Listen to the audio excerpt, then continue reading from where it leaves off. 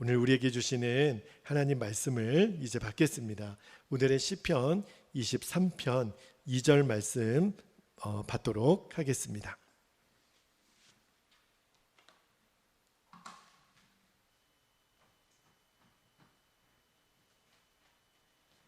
자, 시편 23편, 이번에 시편 23편을 한 절씩 하잖아요.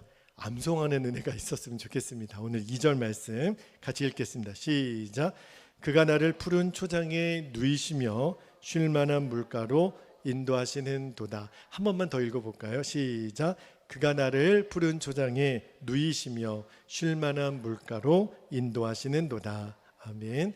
지난주 1절에 이어서 2절 말씀 이제 암송하실 수 있겠죠. 오늘은 23편 강해를 이제 한 절씩, 오늘 두 번째 시간인데요. 오늘은 2절 말씀 한 절만 가지고 말씀을 나눌게요. 지난주에 1절 말씀을 우리가 나누었습니다. 1절 말씀 이제 암송하실 수 있겠죠. 같이 한번 읽어볼까요? 시작. 여호와는 나의 목자시니 내게 부족함이 없으리로다. 아멘.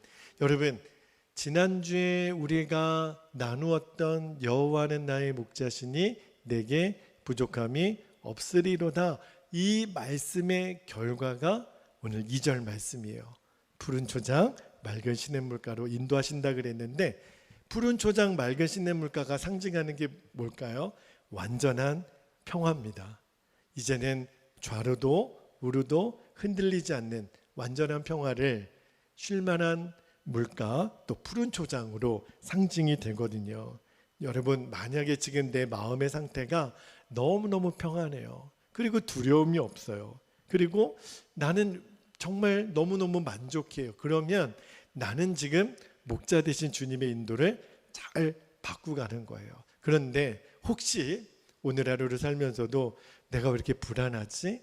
내가 왜 이렇게 짜증이 나지? 왜 이렇게 두려움이 갑자기 생기지? 나는 왜 이것도 없고 저것도 없고 나는 부족하다라고 느껴지지? 그렇다면 지금 내가 나의 목자 되신 주님의 손을 놓쳤어요. 목자 되신 예수님의 손을 놓치면 그 즉시로 나에게는 부족함이 보이고 불평이 생기고 늘 내 마음에 만족함이 없어져요. 여러분, 목자 없이 사는 사람이 예수님 당시나 지금이나 너무 많습니다. 예수님의 말씀을 들으러 오는 많은 군중들을 바라볼 때, 저들은 목자 없는 양들 같다, 이렇게 말씀하셨거든요. 자, 마태복음 9장 36절에 예수님이 이렇게 말씀하셨어요. 무리를 보시고 불쌍히 여기시니 이는 그들이 목자 없는 양과 같이 고생하며 기진함이라. 여러분, 오늘도 우리가 하루를 살면서 세상에서 얼마나 많은 사람들을 만났어요. 겉으로는 그냥 잘 사는 것 같고 나이스하게 사는 것 같지만, 그러나 지금 기진하여 지금 고생하는 목자 없는 양같이 지금 헤매있는 사람들이 너무 많아요. 그 주님이 그들을 바라보며 안타까워 하시는데, 그런데 오늘 말씀에 보면 양이 이렇게 푸른 초장에 누웠다, 이런 표현을 쓰잖아요. 자, 2절 말씀을 다시 한번 볼게요. 2절에 그가 나를 푸른 초장에 누이시며, 자, 거기 밑줄 한번 해보세요. 여러분, 푸른 초장에 누이시며 쉴만한 물가로 인도하시는 도다 그랬는데, 필립 켈러라고 하는 목사님이 이 양과 목자라는 그 책을 쓰셨거든요. 그런데 여러분, 양이 누워있는 모습을 보신 적이 있나요? 요즘은 전국적으로 양떼 목장이라고 하는 곳이 있더라고요. 강원도에도 있고 남해에도 있고. 여러분, 양이 누워있는 상태는요, 양이 생리적으로 딱 4가지 조건이 충족되어야만 양이 눕는답니다.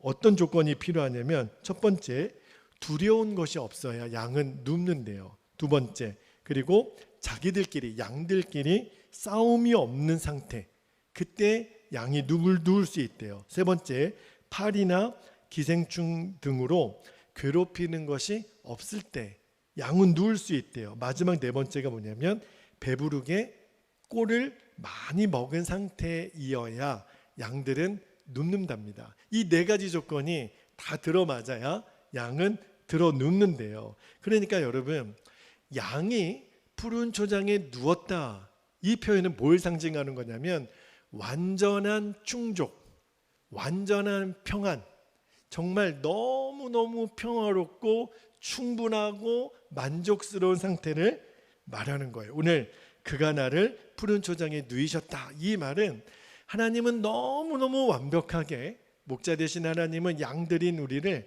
완벽하게, 완전하게, 그리고 평안하게, 배부르게, 충만하게 우리를 누이신다는 거예요. 너무너무 감사하죠.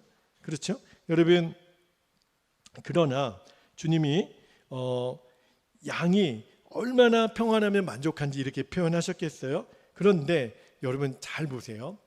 양이 이렇게 만족을 누리는 상태는요, 푸른 풀밭과 잔잔한 시냇물이 있어서가 아니라는 것을 아셔야 됩니다. 여러분, 양이 누리는 평안과 만족은요, 우리는 이제 영적으로 이거를 해석할 줄 알아야 되죠.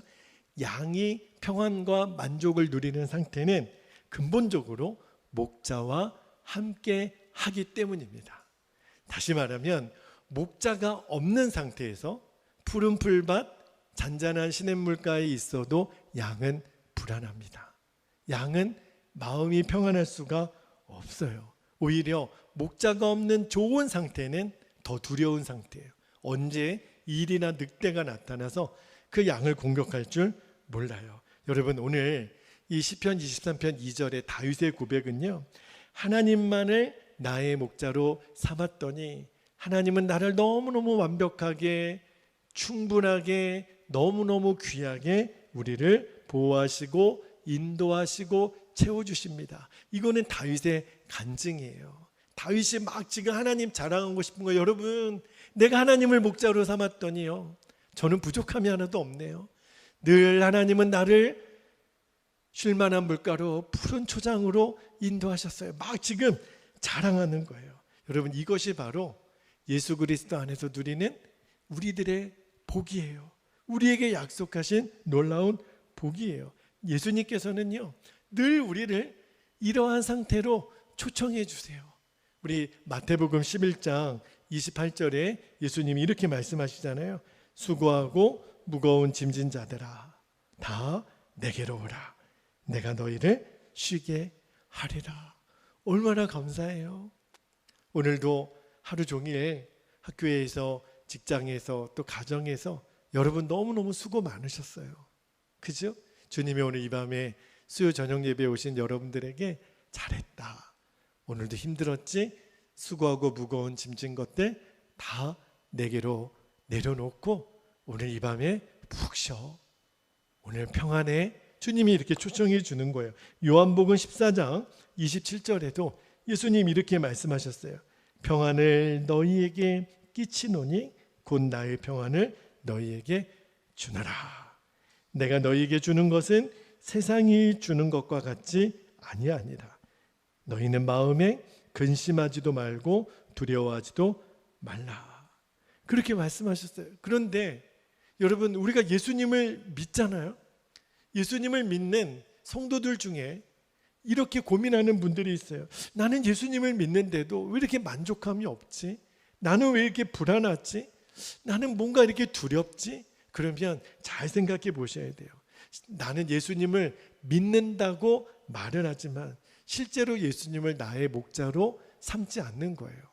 예수님을 나의 목자로 삼는 사람들에게는 반드시 주님이 평안으로 역사하십니다. 여러분, 양에게는요, 목자는 절대적인 존재예요.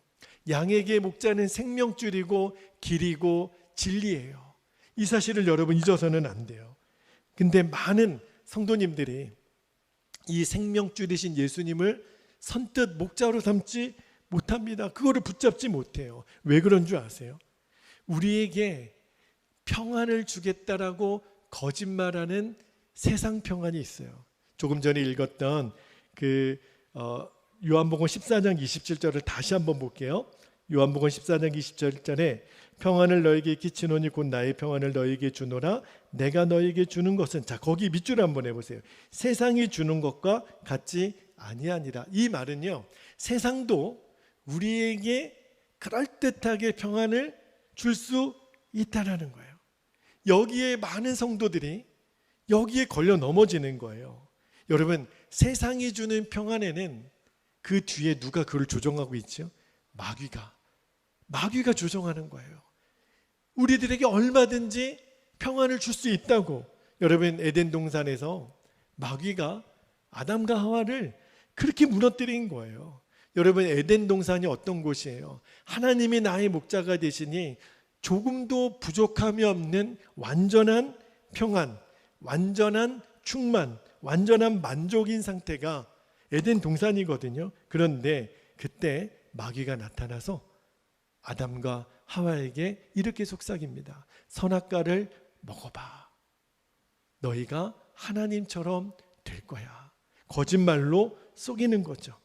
근데 아담과 하와가 너무너무 안타깝게도 그 마귀가 속삭이는 하나님처럼 될 거야는 그렇게 교만을 부추기는 것도 있지만 내가 주는 이거를 먹으면 너는 만족할 거야. 평안할 거야.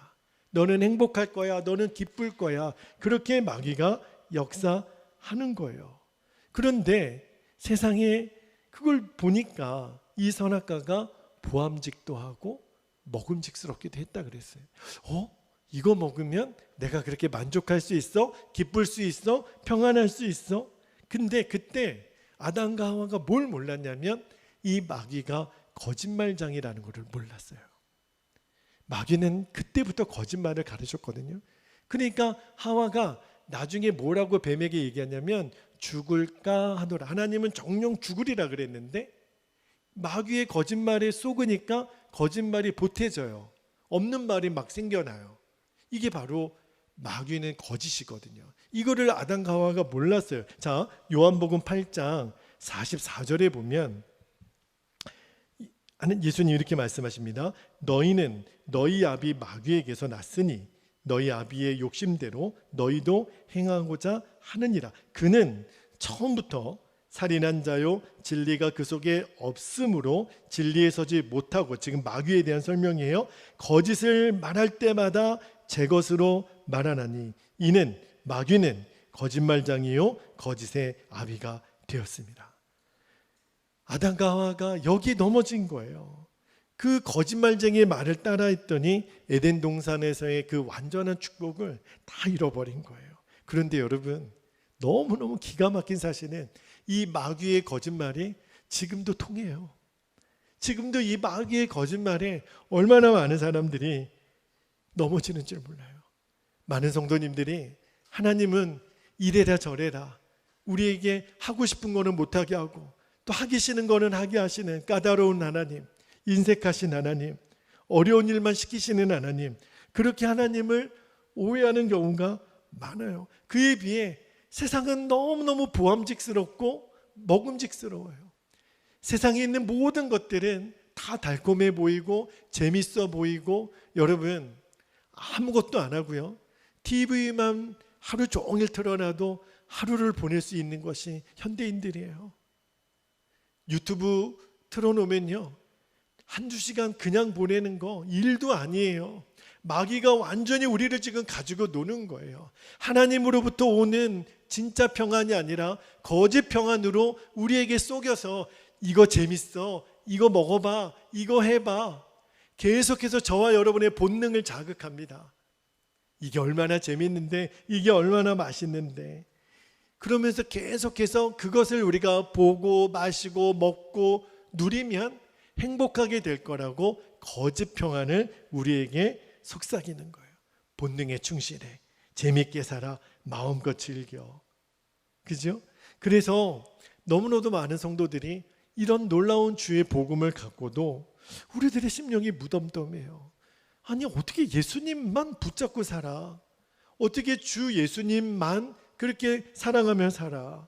그러니까 복음의 말씀이 세상 없이 부담스럽고 또 세상 없이 두려움으로 느껴지는 거예요. 세상이 더 좋은 걸. 봄이면 벚꽃놀이 한다고 가고, 여름이면 피서 간다 그러고, 가을이면 단풍놀이 간다 그러고, 세상은 너무너무 재밌어 보이는 거예요. 반면에 교회는 너무 고리타분하고, 목사님 설교는 지루하고, 맨날 이거 하라, 이거 하지 말라, 웬 따분하고 우리의 희생만 강요하는 것 같고, 솔직히 세상이 이끄는 것이 더 솔깃한 거예요. 여러분, 이 마음, 내 마음대로 하고 싶은 이 마음, 이게 바로 목자가 없는 인생이거든요. 그래서 그 인생에는 늘 만족이 없는 거예요. 늘 평안이 없는 거예요. 이 모든 불안의 뿌리가 목자를 잃어버린 그것으로 인하여 생기는 거예요. 그래서 이사야 선지자가 이렇게 목자 없이 방황하는 양떼들을, 그게 인간의 모습이라고 보면서 이렇게 얘기했잖아요. 자, 이사야 53장 6절에 보면 우리는 다 양 같아서 그릇 행하여 각기 제 길로 갔거늘 여호와께서는 우리 모두의 죄악을 그에게 담당시키셨도다. 우리는요, 가만히 내버려 두면 그냥 내 마음대로 막 살아요. 각기 제 길로 가는 그런 존재라는 것을 이사야 선지자도 분명히 보았거든요. 근데 여러분 기억하셔야 돼요. 내 마음대로 사는 게 죄예요. 내 마음대로 살고 싶은 마음이 바로 원죄의 뿌리예요. 그래서 여호수아가 이스라엘 백성들에게 얼마나 단호하게 얘기했는 줄 아십니까? 자, 여호수아 24장 15절에 여호수아가 피를 토하는 심정으로 이 말씀을 전합니다.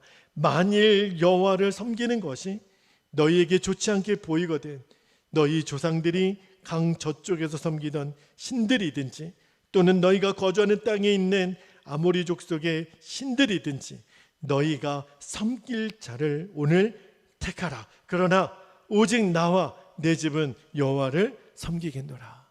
그렇게 선언하는 거예요. 왜 방황하느냐는 거예요.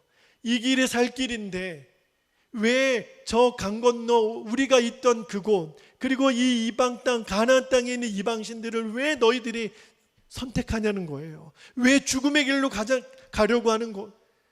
그래서는 안 되라고 여호수아가 외치는 거거든요. 엘리야 선지자가 갈멜산에서도 이렇게 외쳤습니다. 자, 열왕기상 18장 21절에 이때 엘리야 선지자도 피를 토하는 심정으로 이 말씀을 전해요. 엘리야가 모든 백성에게 가까이 나아가 이르되 너희가 어느 때까지 둘 사이에서 머뭇하려느냐. 여호와가 만일 하나님이면 그를 따르고 바알이 만일 하나님이면 그를 따를지니라 하니 백성이 한마디도 대답하지 아니하는지라. 언제까지 양다리 걸칠 수가 없다는 거예요. 여러분, 천국과 지옥 앞에 서서 내 마음대로 천국과 지옥을 결정할 수 없어요. 여러분, 이 땅에서 우리는 결정을 해야 돼요. 내가 천국 백성으로 살 것인지 지옥 백성으로 살 것인지는 지금 결정해야 돼요. 여러분, 지금 우리가 살고 있는 이 세상은요, 너무너무 심각하게 오염되어 있어요. 이제는 죄를 죄라고 말하면 오히려 그를 죄인 취급하는 그런 시대가 와버렸습니다. 너무너무 두려운 시대가 됐어요. 저도 우리 아이가 있지만 이제 죄가 죄라고 말하지 못하는 그런 아픔의 시대로 점점 이 세상은 나아갑니다. 왜냐하면 마귀가 완전히 이 세상을 오염시켜 놨거든요. 여러분, 베드로전서 5장 8절에 보면 근신하라 깨어라 너희 대적 마귀가 우는 사자같이 두루다니며 삼킬 자를 찾나니. 여러분, 지금 얼마 전에요, 그 수요 예배 끝나고 교회를 나갔더니 웬 개 한 마리가 왔다리 갔다리 하는 거예요. 근데 개가 강아지가 아니에요. 늑대만한 개가, 조금 과장했어요. 그냥 보통 개인데 그래도 좀 꽤 제법 큰 개가 목줄 없이 어슬렁 제 옷깃을 슥 스치면서 지나가는데 무섭더라고요. 얘가 또 묻은 거 아니야? 그죠? 그러니까 그때 뭐 이렇게 방심할 수가 없어요. 여러분, 조그만 개 한 마리가 어슬렁거려도 얼마나 긴장이 되는데. 근데 사자가, 지금 여러분 우리가 예배 마치고 이렇게 문 나갔는데 막 사자, 호랑이가 막 길거리를 막 활보하고 다닌다고 하면 상상만 해보세요. 어디 지금 나가겠습니까? 그죠? 어디 함부로 그냥 무방비 상태로 막 돌아다닐 수 있겠습니까? 그런데 지금 마귀가 그렇게 삼킬 자를 어떤 방법으로도 역사하려고 한다는 거예요. 게다가 고린도후서 4장 4절에 보면, 고린도후서 4장 4절에 그 중에 이 세상 신이 믿지 아니하는 자들의 마음을 혼미케 하여 그리스도의 영광에 복음의 광채가 비추지 못하게 함이니 그리스도는 하나님의 형상이니라. 얼마나 미혹의 권세가 강한지 제가 얼마 전에 편지가 하나 왔어요. 이게 도대체 무슨 편지인가? 발신인이 명확하지 않은 편지는 여러분 일단은 안 보는 게 차라리 낫습니다. 그래도 혹시 무슨 편지인지 하고 딱 보니까 신천지에서 또 제 이름은 또 어떻게 알았는지 참 기가 막혀요. 이 편지를 보냈어요. 그래서 처음에 이렇게 뜯어봤더니 뭐라고 써 있었냐면, 목사님께 참으로 하나님의 안타까운 심정을 전해드리고자 합니다. 하나님의 6,000년간 한 맺힌 심정을 이제야 저는 알게 되었습니다. 목사님 어서 회개하시고 참 계시의 말씀을 듣고 어서 양떼를 살려주시기를 부탁합니다. 그런 식으로 쭉 글을 썼어요. 그러니까 여러분, 거짓 진리에 한번 미혹당하면요 사람이 정신을 못 차려요. 무섭습니다. 여러분, 이단에 빠진 사람들하고 대화가 안 돼요. 그들의 눈빛이 달라요. 그들도 나름대로 그 거짓 진리가 진짜 진리라고 믿는 거예요. 완전히 마귀에게 미혹된 거죠. 여러분, 지금 우리랑 이 차를 타고 몇 시간만 가면 만날 수 있는 거리에 우리의 동포들이 북한 땅에 살고 있어요. 그런데 여러분, 북한은요 온 세계의 모든 정보가 차단되어서 그 북한이 지상 낙원이라고 생각하는 주민들이 지금도 너무 많아요.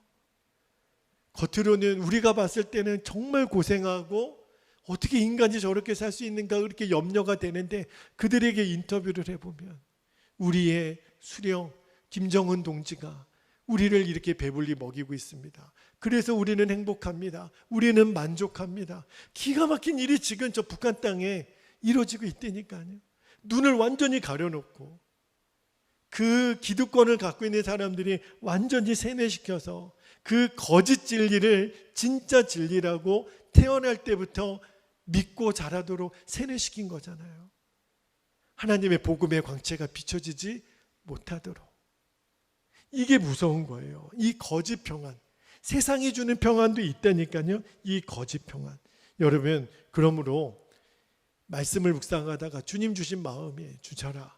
푸른 풀밭이 문제가 아니야. 쉴만한 물가는 너는 그거를 붙잡으려고 해서는 안 돼. 너가 붙잡아야 될 것은 목자 대신 하나님, 목자 대신 주님만 붙잡아야 돼. 푸른 풀밭, 쉴만한 물가는 이제 이사 가면 또 없어.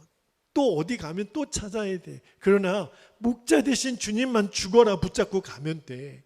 그러면 그분이 나를 푸른 풀밭, 쉴만한 물가로 인도하시는 거야. 여러분, 양이 살 길은 하나밖에 없다니까요.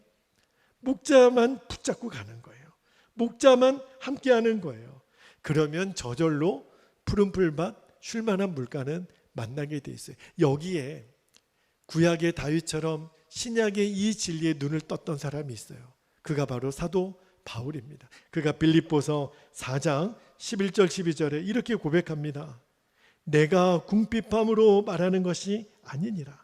어떠한 형편이든지 나는 자족하기를 배웠노니 12절에 나는 비천에 처할 줄도 알고 풍부에 처할 줄도 알아. 모든 일 곧 배부름과 배고픔과 풍부와 궁핍에도 처할 줄 아는 일체의 비결을 배웠노라. 읽지는 않았지만 그 뒤에 내게 능력 주시는 자 안에서 내가 모든 것을 할 수 있느니라. 무슨 말이에요? 나는 푸른 풀밭, 쉴만한 물가가 내 목적이 아니라는 거예요. 나는 일체의 비결을 깨우쳐 주신 주님, 나는 예수님 한 분이면 충분합니다. 그 고백을 하는 거예요. 여러분, 지난 2월에 우리 교우들과 함께 일본의 단기 선교 갔다 왔잖아요. 또 가고 싶어요. 그죠? 네. 근데 그때 우리 교우들이 대부분 일본에 처음 가보셨고 또 말이 됩니까? 길을 압니까? 그죠? 그래도 우리 성도님들은 걱정 근심이 없어요. 왜냐하면 우리를 인솔해 주는 목사님이 계시거든요. 이분이 10년 동안 일본에서 살았으니 말이 안 돼, 길을 몰라. 그러니까 제가 이렇게 운전을 하는데요, 길이 또 반대잖아요. 그런데도 편하게 코 골면서 다 주무시더라고요. 믿음도 되게 좋아요. 그냥 알아서 어련히 목사님이 운전해서 내리라 그러면 내리고 먹으라면 먹고 마시라면 마시고 여기서 주무세요 그러면 여기서 자면 되는 거고 너무너무 평안한 거예요. 하라는 대로만 하면 되는 거예요. 걱정할 게 뭐 있어요. 그렇죠? 여러분 우리들의 운전대에 핸들을 예수님께 맡기는 거예요. 내가 운전하려니까 피곤한 거죠. 내가 막 애쓰려니까 그렇게 마음이 조급해진 거죠. 맡기면 돼요. 주님이 나의 목자십니다.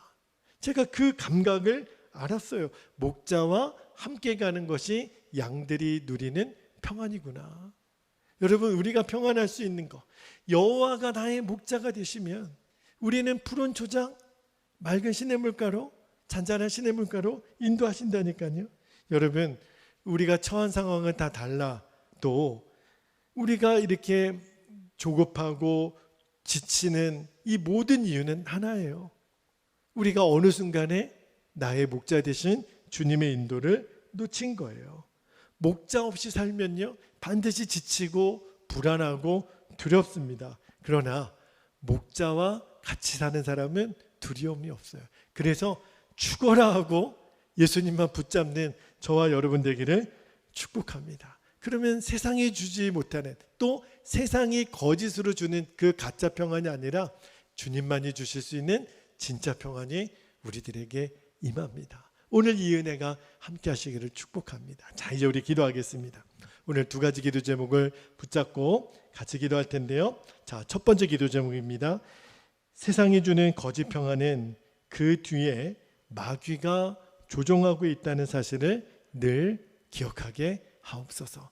거짓 평안에 넘어가서는 안 됩니다. 두 번째, 우리들의 참 목자가 되시는 예수님만 죽어라고 붙잡고 사는 인생 되게 하소서. 주여, 저는 예수님만 죽어라 붙잡고 나아갑니다. 예수님, 나를 이끌어 주십시오. 여호와는 나의 목자시니 내게 부족함이 없으리로다. 그가 나를 푸른 풀밭에 누이시며 쉴 만한 물가로 인도하시는도다. 주님, 이 고백이 나의 고백이 되게 하여 주옵소서. 우리 주님의 이름을 간절히 부르고 통성으로 기도하겠습니다. 주여. 할렐루야. 사랑과 은혜가 풍성하신 아버지 하나님, 고맙고 감사합니다. 주님, 이제는 우리가 어떤 인생을 살아야 될지 하나님 분명히 하게 되기를 원합니다. 오늘도 우리가 살면서 불안하고 초조하고 안타깝고 나도 모르게 부족함이 많이 느껴지고, 하나님 이유는 하나입니다. 목자를 잃어버리면 그렇습니다. 양은 목자와 함께 있을 때만 그는 누울 수 있습니다. 아버지 하나님, 이제 우리들의 인생의 목적이 푸른 풀밭도 아니요 쉴만한 물가가 아니라 우리의 인생의 목적은 예수님 한 분입니다. 예수님 사랑하는 것, 예수님 따라가는 것, 예수님과 함께하는 것, 이것이 우리들의 인생의 진짜 목적이 되게 하여 주옵소서. 아버지 하나님, 오늘도 예수님만 붙잡는 인생으로 우리를 초대하여 주셔서 감사합니다. 세상이 주는 거짓 평안에 이제 우리들의 마음을 빼앗기지 않게 되기를 원합니다. 에덴 동산에서 아담과 하와가 무너졌던 전철을 우리들이 되밟지 않게 되기를 원합니다. 아버지 하나님, 이제 우리가 눈을 분명히 뜨고 나의 믿음의 주여 우리를 온전케 하시는 이인 예수님만을 바라보며 죽어라 나의 목자 되신 예수님만 붙잡고 우리는 나아갈 것입니다. 주님, 마귀의 역사에 우리들이 반응하지 않게 되기를 원합니다. 우리들의 참 목자가 되시는 예수님, 주님 안에만 온전한 안식이 있습니다. 수고하고 무거운 짐진 자들아 다 내게로 오라 하셨습니다. 그렇습니다. 주님, 주님만이 나의 평안이십니다. 주님만이 나의 완전한 위로이십니다. 아버지 하나님, 내가 주는 평안은 세상이 주는 것과 같지 않다고 했습니다. 그러므로 너희는 두려워하지 말고 근심하지 말라 하셨으니, 네 주님, 이제 우리 교회는 주님께서 인도하실 것이고 우리 성도들은 주님이 인도하실 것입니다. 우리는 그 진리에 하나님 반응합니다. 우리는 그 진리만을 결론 삼았습니다. 아버지 하나님, 나를 푸른 초장에 누이시고 쉴만한 물가로 인도하시는 그 주님, 그 주님이 나의 목자이십니다. 여호와는 나의 목자시니 내게 부족함이 없으리로다. 주여, 이제는 나의 노래가 되시며 나의 결론이 되신 예수님, 이 안에 우리의 진짜 만족, 우리들의 진짜 평안, 우리들의 진짜 기쁨 마음껏 누리며 살게 하여 주옵소서. 예수님 한 분이면 충분합니다. 예수님 한 분이면 완전합니다. 예수님 한 분이면 완벽합니다. 주여, 오늘도 이 믿음의 고백을 드리는 우리 모든 성도들에게 진리가 결론되는 은혜를 허락하여 주옵소서.